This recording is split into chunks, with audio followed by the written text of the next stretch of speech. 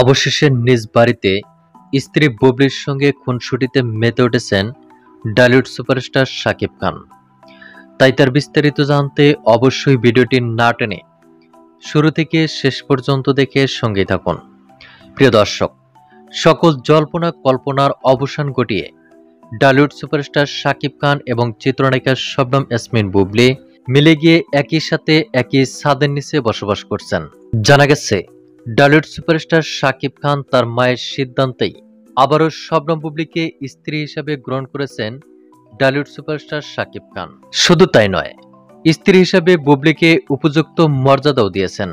আর তাই সেই ধারাবাহিকতায় ডালিউড সুপারস্টার শাকিব খান এবং স্ত্রী শবনম বুবলির একটি ছবি ইতিমধ্যে সোশ্যাল মিডিয়ায় ভাইরাল হয়েছে।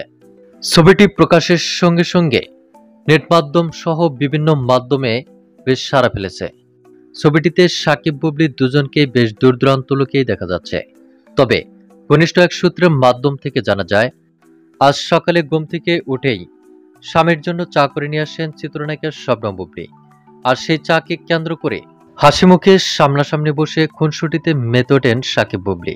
আর শাকিব বুবলির এমন স্থির চিত্র দেখে রীতিমতো অবাক হয়েছেন সকল ভক্ত দর্শক ও শুভাকাঙ্ক্ষীরা, যার ফলে সকলের প্রশংসায় বাড়ছেন শাকিব বুবলি।